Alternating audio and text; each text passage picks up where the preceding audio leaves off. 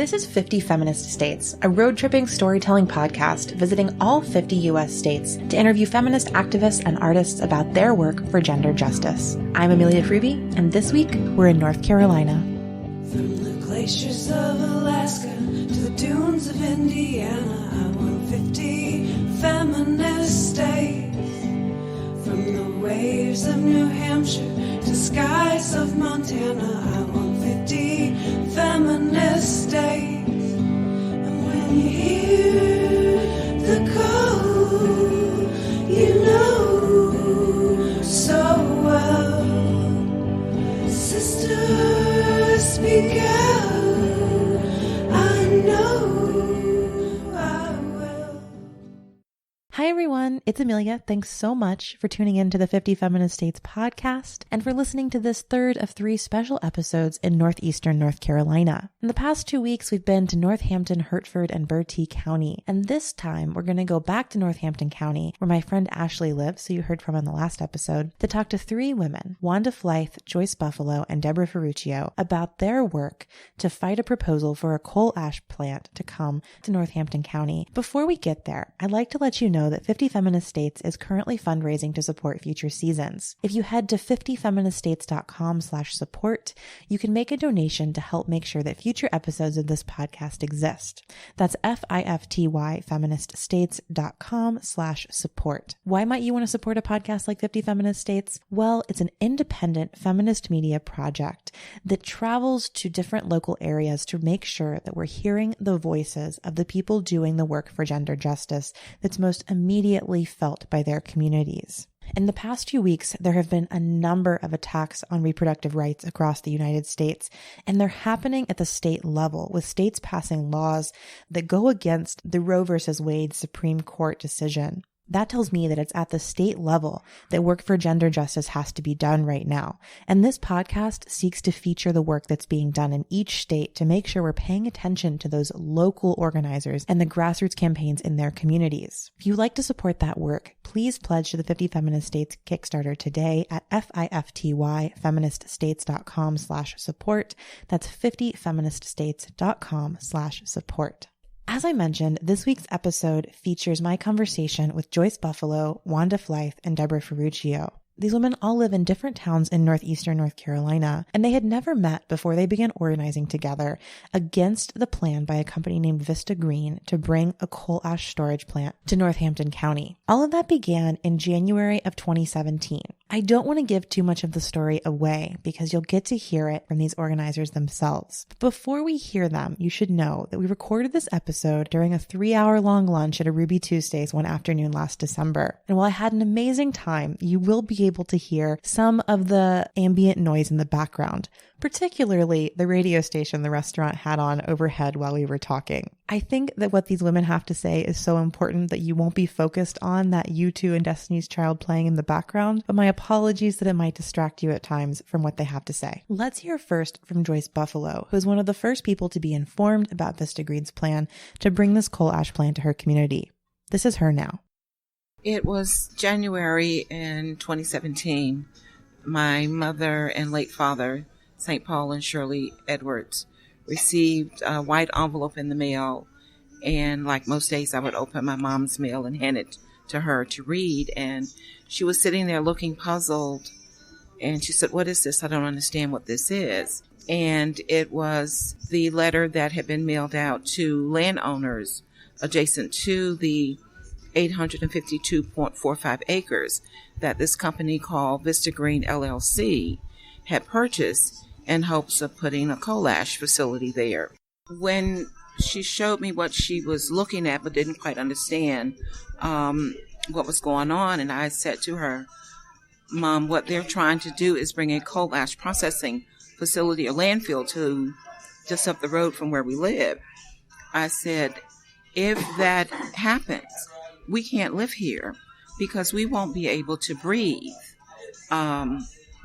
You won't be able to sit on your porch anymore and enjoy the sunshine, and read your book, read the newspapers, Your grandchildren won't be able to come and visit and play in the yard. We won't have any more family cookouts. We won't even be able to grow a garden anymore. We won't be able to do any of the things that we've been used to doing here all of our life. And my mom had been born in that community. She was in her 80s. She was 81 at the time. I had been in that community except moving away and coming back. So it was where we all 13, 14 of my siblings had been born and raised until we decided to move away. And even my great-grandmother had been born in that community and lived until she was 106 years old. So it was all that we knew. And we loved the area. It's a beautiful countryside, very quiet. All of the families are related pretty much. But we wouldn't be able to do those things as family or neighbors if this coal ash facility came and just took over everything that we ever knew, which was our life. But we couldn't live there. My mom would not be able to live there. I wouldn't want to live there. And I told her, you may not want to go with me, but you won't have a choice because I can't leave you here to die. This stuff will kill you. You won't be able to breathe. We walk outside. We'll have to clean off the table or a chair before you can sit down. It'll be coming into your air conditioning system while you're sitting in your house watching your Price is Right. I said, you just won't be able to enjoy the simple life that you live right now. Your whole life will change forever. So we would have to move because of coal ash. So that's how it started. With that letter, I couldn't believe what I was reading. Didn't know a lot about coal ash, except I knew that it wasn't anything good that we needed in our county. I was so struck by Joyce's impassioned plea to her mother about how much this coal ash plant would impact their lives and how they would have to leave this land where they had lived for generations. Like Joyce, I didn't really know anything about coal ash before I went to have this conversation with these organizers, and they taught me so much more about the threat of coal ash to the communities that live around these plants. Hear Deborah Ferruccio talk more now about the research that she's done on the dangers of coal ash and why it's so problematic that the EPA classifies it as non-hazardous. Against the opinion of, 900 of the concerned scientists, doctors and all, said to the EPA, coal ash is hazardous. It needs to be categorized as hazardous waste. It's made of cadmium and lead and mercury and arsenic. It's a long laundry list of nasty, very well-established, dangerous constituents. Nevertheless, the EPA decided to call coal ash non-hazardous so that they can leave it where it is, put it into solid waste landfills, and get rid of it as cheaply as possible. So I knew that when they were telling the people of Northampton County that they could build this wonderful landfill and they could, contain this stuff. First of all, you can't even get it into a landfill without it blowing everywhere. So all of that is a ruse. But I knew the best thing to do was to try to talk to people who have experienced and been exposed to it. And I had come across some articles written by somebody named Kristen Lombardi with the Center for Public Integrity. And I got in contact with her, and she gave me some contact numbers of some of the people that she had interviewed because she had been reading and looking into and writing about the dangers of coal ash in Tennessee, where they had this massive disaster, and they had to clean it up because it literally inundated people's homes and whatever. What did they do? They picked it up and took it to an African-American community in Alabama, and those people were already sick from the coal ash coming in there. But I interviewed numerous coal ash workers in Tennessee, and they were part of a lawsuit that has happily finally made it to the courts. They delayed it and continued it repeatedly. And just about 6 weeks ago, they won their case. The plaintiffs in this case were numerous. They kept adding, so I'm not sure the final number, but it might have been over 100. Many of them, the survivors of people who died, they have long-term diseases. They have so many things wrong with them. And this is something that's so important because the only justification for bringing this coal ash facility to Northampton was that it's going to bring jobs. But if the jobs you bring people are going to kill them, That's not a good justification. Certainly, as Joyce has just said, it's going to destroy the community for miles. The coal ash dust is going to blow all over. It's going to get into the water, which it's a wetland. It's going to, contaminate water. It's going to contaminate groundwater. It's going to contaminate the air, soil. It couldn't grow a garden. Debbie Davis, the other co-chair, and the farmer had somebody tell her son just during harvest of this year that, oh, yeah, by the way, if you'd had that coal ash facility, we could never have certified your 2,000 acres of sweet potatoes. So when they tell you that these high-impact businesses are going to bring money to a community, they don't tell you how much money they're going to take from the community. They don't tell you that for whatever dollar they bring in, they're going to destroy many more dollars. So, the dangers of coal ash are going to become more well known with this lawsuit as the public begins to know that even the courts are finally admitting how bad it is. It's a very complicated situation. In North Carolina, there's like 32 coal ash pits and ponds leaking all over North Carolina.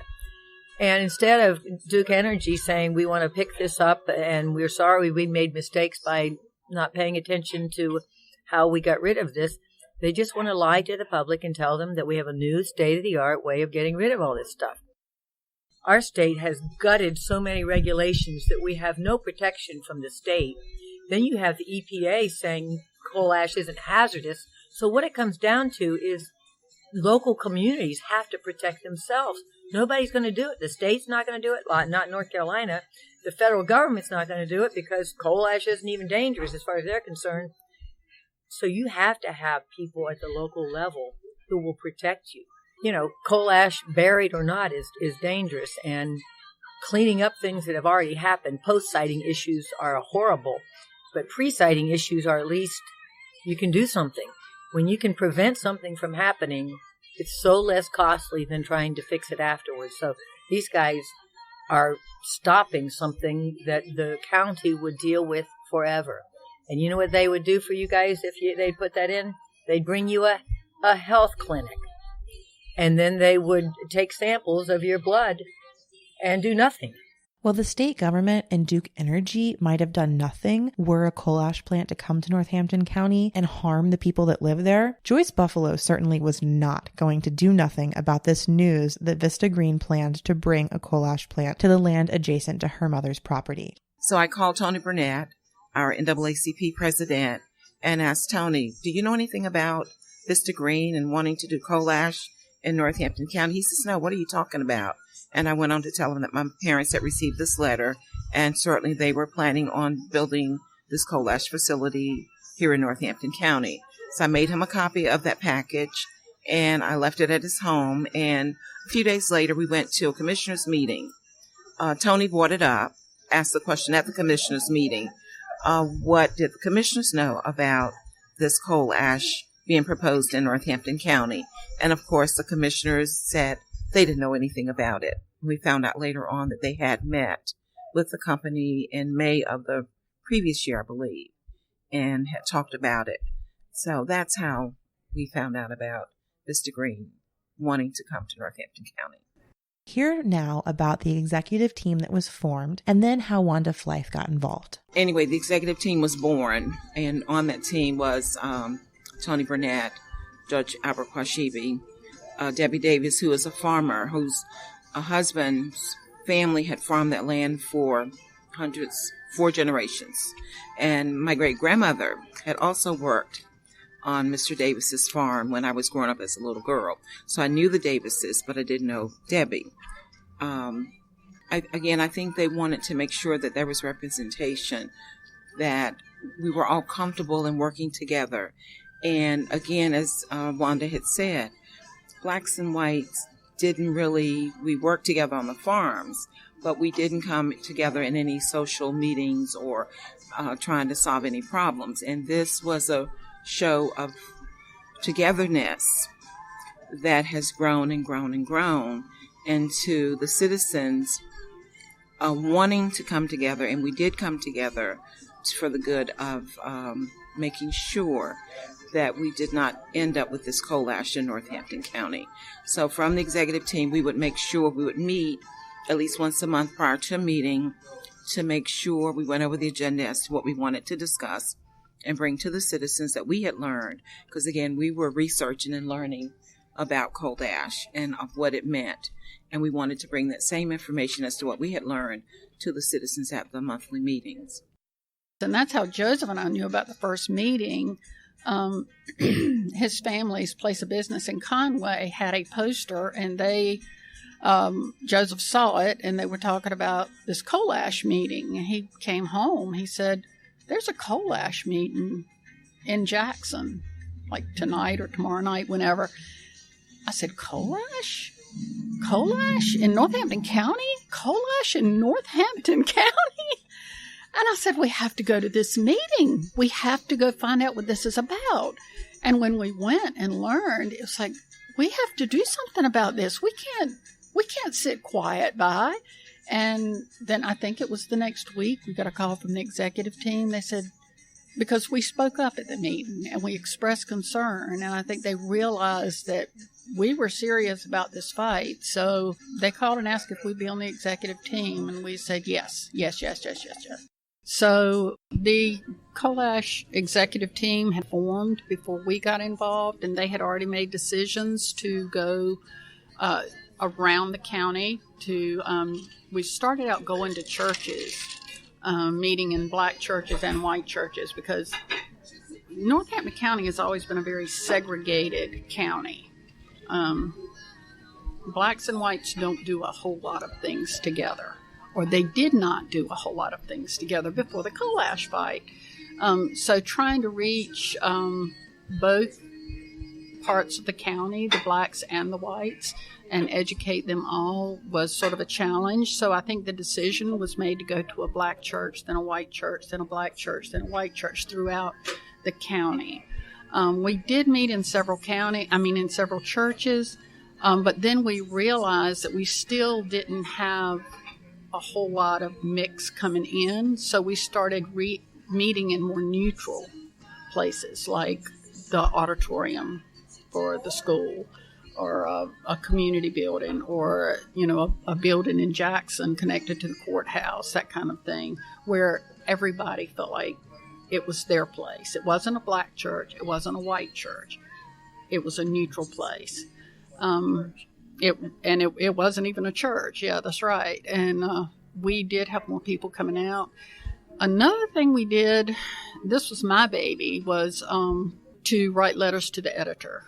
I felt like we had to educate people. We had to educate our county commissioners. We had to educate ourselves, and we had to educate the people in the county.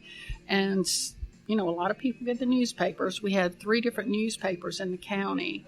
And I would have these burning thoughts that I needed to share, things that I wanted to make people think about. What was this coal ash going to mean to our county? And then there was nothing to do but just sit down and type out this letter and have it, reviewed by the people on the committee. And when I got everybody's approval, put it in the paper. And it's interesting. It's interesting sometimes when you get in groups of people and then you hear the things that you put in the letter said back to you. They don't realize you're the one that wrote the letter, but I love hearing it come back, because it means people read it, they internalized it, they understood it, and they are understanding, and now they're repeating it to other people. So the letters, and I did a lot of letters, not every month, but probably every couple of months there would be another letter. I asked Wanda if she could share a few of these lines that she heard back from people around her. Why not Bertie? One of the gentlemen that owns Vista Green is from Bertie County. It is a neighboring county. They had a letter. We did some back and forth kind of letters, but they put a letter in talking about Northampton being a tier 1 county. Everybody was moving away. We didn't have any industry. We didn't have this. We didn't have that. We were poor. We needed Vista Green, and that they only wanted to come into our county and help us by bringing us this coal ash dump. And when I read that letter, my blood just kind of boiled a little bit. So then I went online and I investigated, and I found that Bertie County It's a Tier 1 county. Everybody's leaving. They don't have any industry. They're very poor. They are in the very same boat we are. So the letter that I wrote was, why not Bertie?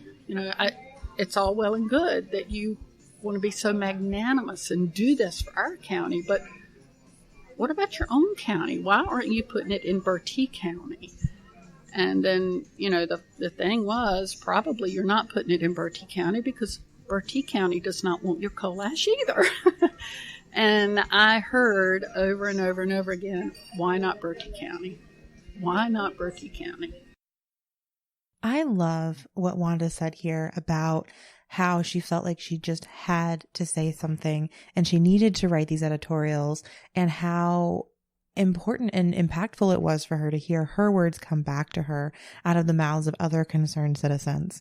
I think that we need more stories like this of people moving from being engaged and caring community members to active organizers fighting for their world to look like the world they want to live in. Wanda also shared that some of this shift in her life from becoming a caring community member to an active organizer happened right as Joyce's mother got this letter in the mail from Vista Green.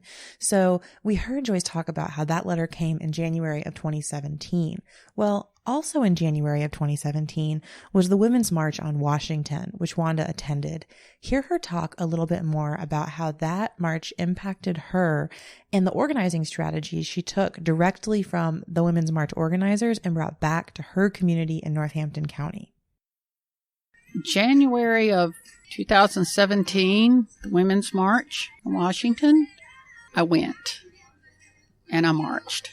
And while there, I connected with some of the women who had set up this march. And I was very interested in the things that they were doing or telling us we could do to fight beyond just marching.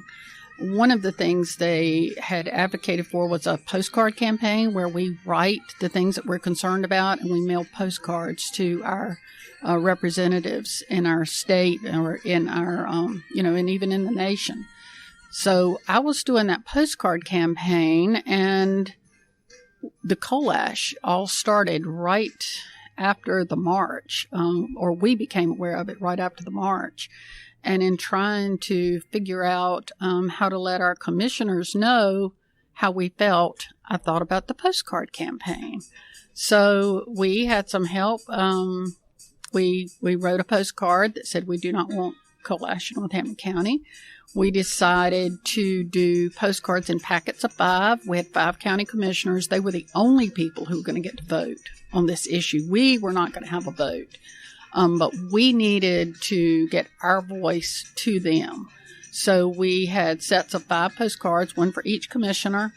And anybody who signed our form or who was interested in this fight, we would ask them if they wanted to sign these postcards and put them in the mail. So they went to our commissioners' homes, not their place of business or, their commissioner's office or whatever place they have that they can receive mail. But we wanted to go to their homes. And people, the thing about people is they were concerned and they wanted to do something, but they didn't know what to do. When we did the postcard campaign, that gave them something to do. Yes, I'll sign the postcards. So they signed the postcards, and then we took the postcards and mailed them for them. And we had probably 2,000 sets of postcards that got mailed to our county commissioners. And they were, the county commissioners started saying, we've had enough postcards. We have enough postcards. One county commissioner's husband made the comment, I think Joseph approached him and said, did not realize who he was, and said, are you against the coal ash? And if you are, do you want to sign some of our postcards? And he said, I've got enough postcards. He said, I am so-and-so's husband, and every day when I go to the post office, I open my box and postcards just fall out on the floor. They had shoe boxes full of postcards. So that was a very effective campaign. It gave everybody in the county who wanted to say to the commissioners, I don't want coal ash. It gave them the opportunity to say that actually to the commissioners. So the commissioners knew how the people felt.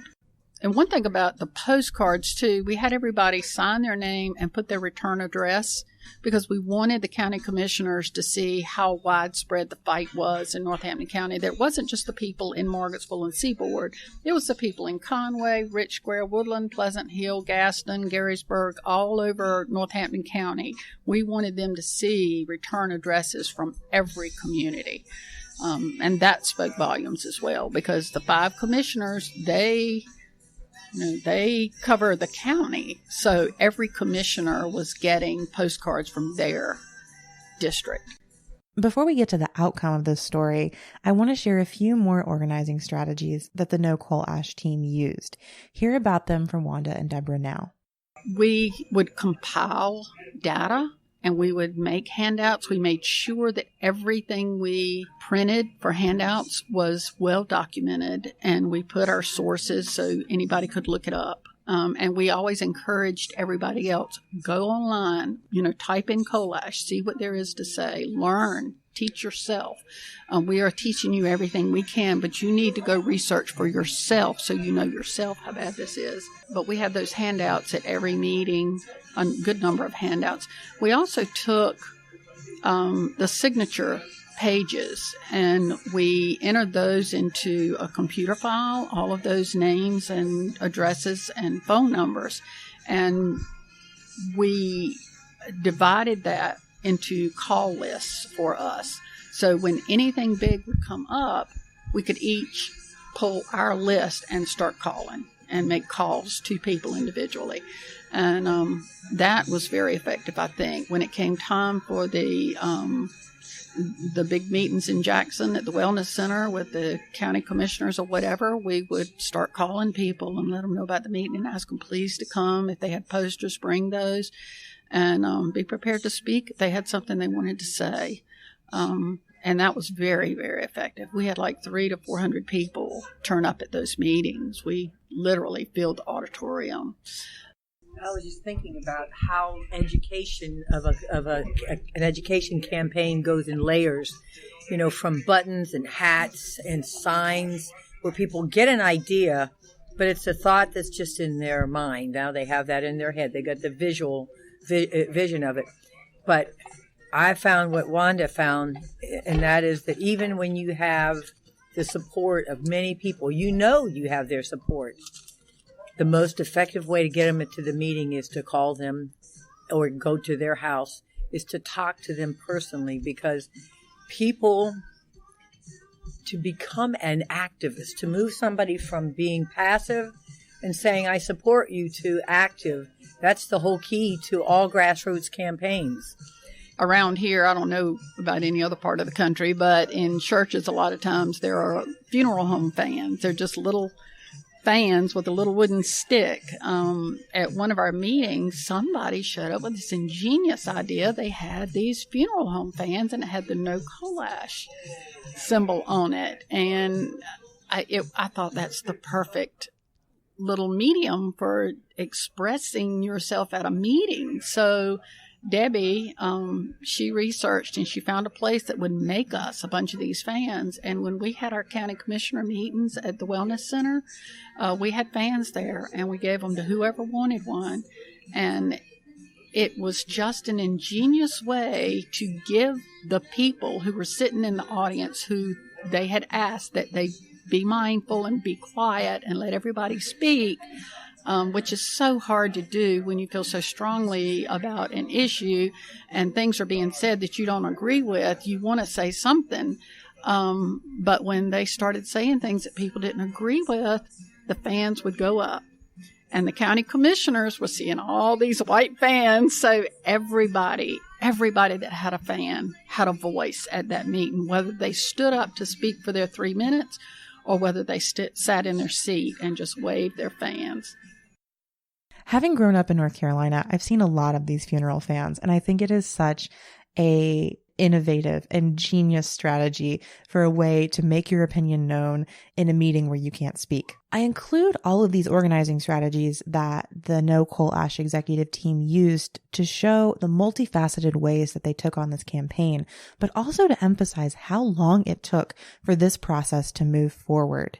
Joyce got that letter in the mail from her mother in January of 2017. In December of 2017, the No Coal Ash Executive Committee is putting floats in Christmas parades, trying to still raise awareness and education around coal ash and the Vista Green plan to bring a coal ash plant to Northampton County.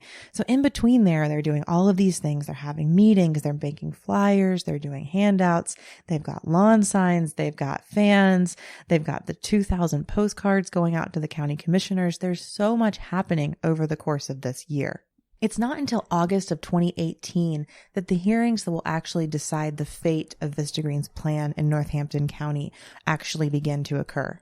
Hear Joyce explain a little bit more about that process now. When the letters came out and we learned about they were trying to bring coal ash to Northampton County, they had to plan some public hearings. And at those public hearings, again, the citizens getting together, and after they saw that they were not going to win the fight, at that point, Vista Green pulled their application, special use permit application from the planning board at that time, and said that they had to re-educate the citizens. So they were going to pull their special use permit application, and they would come back at another time with that. Well, they found out that they could not resubmit the special use permit application. They had to go before the zoning board, the planning and zoning board, and ask for the zoning to be changed from agriculture residential to heavy industrial. So that was in August at their planning board, where they had to set it up as a special meeting. And we hosted it, well, the county set it up at our request at a larger venue, other than the commissioners' chambers, because we were expecting a lot of citizens to attend. So they changed the venue to our Northampton County Cultural and Wellness Center and the auditorium there. And sure enough, we had a great turnout of support at that meeting. So it was at the September 18th meeting where the commissioners heard the application again, and they did the final vote on whether or not to change the zoning from agriculture residential to heavy industrial, and they all voted against it. So, of course, we were excited, thankful, very happy for that vote of confidence that they didn't want the coal ash in Northampton County as well. So they've gone away for a little while, but in 12 months they can come back and reapply. So the fight will begin again, more than likely.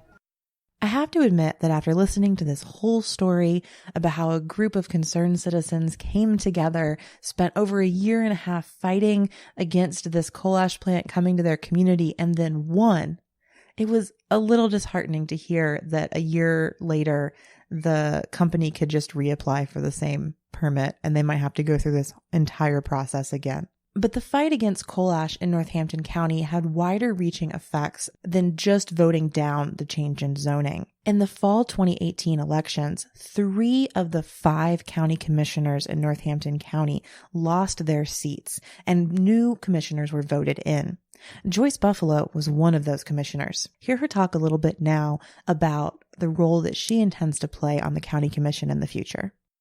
I honestly had never thought about running for any political office because I've always been a worker, a doer, to try to help. And I was approached by someone who felt that because of the work I had done when I moved back to North Carolina, and I worked for a nonprofit, Chinook Area Development Association. And back then, in 94, Governor Hunt had a program where they were starting resource centers, and I was one of the resource center coordinators. It was like a one-stop shopping where families would have a place to come together to tell you what they needed, and you would try to find the resources to help them. So that busy me, that they didn't consider me as a Southerner, they still considered me as a Northerner, coming back here, trying to put changes on to people, but no, trying to help them better their life. So through CADA, I was able to help with housing, with education, with everything that a family needed or an individual needed to help them have a better life. And by working out there in the community, not just in Garrisburg where my office was located, but I worked countywide for any and all the families that had a need. That individual that approached me at the time in 2017 said, because of your work, that you've already laid the foundation. The people know you. They know that you care about people. They know if there is a problem, if there's a need, that you're going to do your very best to help them find the answer to whatever that need is. And that's what I did. But again, I had never thought about running for office. Never thought about it. So I feel a little differently here, that sometimes maybe I'm not going to be the right fit, or maybe I'm going to be the perfect fit for what the citizens need to make sure that every citizen has a right and they have a voice, someone looking out for them, regardless of what their status is in Northampton County. Because I'm not from a rich family. My family was a working family. We worked the farms, but we love people. We respect individuals. We respect the law. And we know that you have to work together in order to accomplish anything. So I'm looking forward as a county commissioner to help move Northampton County forward, to work towards that change that we're hoping for in our county. And I know we've already started that change, and that is because of coal ash. It was just awesome to see the community come together when we had, I don't think in my lifetime of living here, had ever seen our community come together the way they have with this coal ash initiative, not to have it in our county. And we've remained that way to continue the fight on whatever other issues may come before us, that we will continue to stay together and fight for those causes if it did not benefit the citizens of Northampton County. And I know that we all don't go to Sunday school together, or we don't live in the same community, but again, we have that love. We've learned to love and respect, I believe, each other even more, and knowing that you're not the only one, and it's not necessarily about you. It's about the good of all the people and what we need. And we want to make sure that Northampton County is one of the best counties that anyone would ever want to come and live in or visit. So hopefully I will have a role in that, in making that happen. Wanda is also hopeful about the future of Northampton County and the engaged organizing role that she intends to play continuing forward in county politics. So even though Vista Green could come back a year from September and reapply for the same change in zoning, and they may have to fight this fight again, Joyce, Wanda, and Deborah feel like the community is organized and stands together against a coal ash plant. I also wanted to highlight something that came out in what both Joyce and Wanda said about how this was the first time in their memory that they could remember Black and white communities in Northampton County coming together for a common cause. In the first episode of this series, we heard Caroline talk about how segregated parts of these areas in the northeastern part of North Carolina can be. Particularly, she was speaking around the school system. We also heard it a bit in this episode around the roles of Black and white churches and how the executive team had to make sure to go to both Black and white churches to meet all of the members of the community and educate them about coal ash. But one of the true triumphs of this organizing campaign is the way that it brought those communities together. And I think it's so exciting to hear Wanda and Joyce talk about the hope they have for the future of their county based on that new mutual support, recognition, and love. One thing that happened is, I know we and other, we had not been part of the county government. We had not been following the county commissioners. You know, things were happening. They were happening. You know, you just deal with them.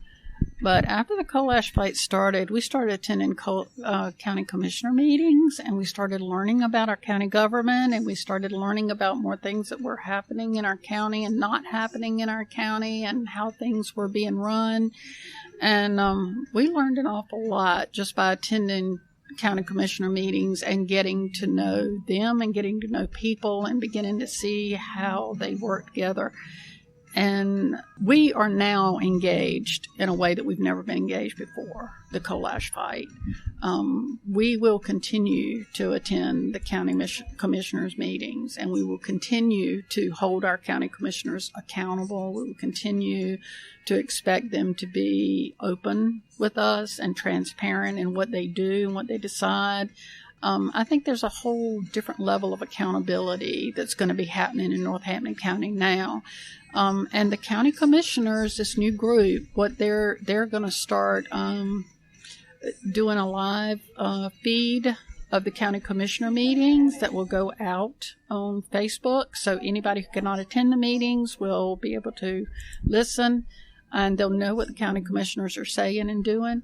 They also are going to change their meetings to all afternoon meetings. They were having one meeting in the morning, 10 a.m. on the first Monday, and then they'd have it at 6 p.m. on the third Monday of the month. They're going to have them all at 6 o'clock at night now. So all the citizens will have opportunity to come to the meetings, either the first one or the third one. And the county commissioners have also, they announced at this last county commissioner meeting, they're going to start going around to the communities. The first county commissioner meeting of the month will be held in Jackson at the county commissioner's building. The second county commissioner meeting of the month will take place in different communities. I think they're sort of following our coal ash lead in that if the citizens will not come to them, they're going to go to the citizens. And I just think that's that's the beginning of, I think, a new connection between the people in the county and the commissioners of our county. And I see it as the county commissioners reaching out to us and saying, we want to hear what you need in your community. We want to hear your voice. We want to see you at our meetings. I'm just really hopeful, and I just have very positive feelings about this new set of county commissioners. I was blown away by this story and by the way that ordinary people came together and did something extraordinary. I think Deborah puts it particularly well. So hear her laud this praise on her co-organizers. You know, what you guys have done is phenomenal. I don't think you know it because you've been in the midst of it. And when you're in the midst of something, you don't know until later. Hindsight will let you know you have done something phenomenal. I couldn't have said it better myself. Thanks so much to Deborah, Wanda, and Joyce for being on the 50 Feminist States podcast. I'm so appreciative of the 3 hours that we spent together at that Hruby Tuesdays, and they shared their story of the success of this grassroots organizing campaign in the northeastern North Carolina, particularly Northampton County. Since I've spoken to Joyce, Wanda, and Deborah, a bill has been introduced in the North Carolina legislature to prohibit Duke Energy from recovering the cost of coal ash cleanup from ratepayers. The bill follows a ruling that Duke Energy had to completely excavate all of its coal ash ponds. And this new bill wants to make sure that Duke Energy doesn't pass the cost of that along to ratepayers. It's trying to make Duke Energy accountable for its own pollution and not put that back on the citizens who never asked for these coal ash plants to be in their counties in the first place. By most reports, the bill likely won't pass in North Carolina's currently Republican legislature. But fights like this one in Northampton County make me hopeful that the people of North Carolina, particularly in these rural areas like northeastern North Carolina, will be better protected from environmental damages in the future.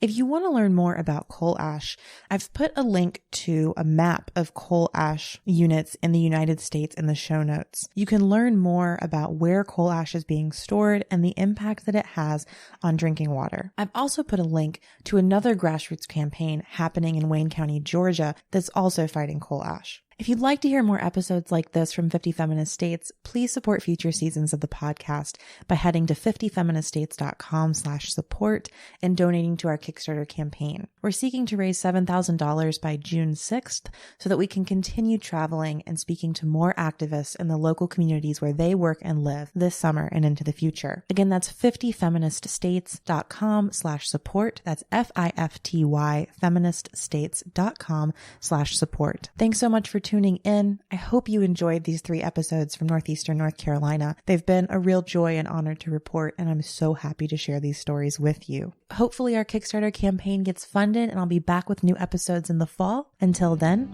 I'll see y'all on the road. 50 estados feministas.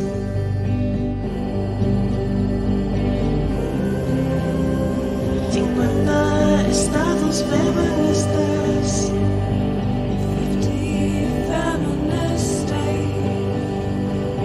50 feminist state. 50 feminist state. 50 feminist states.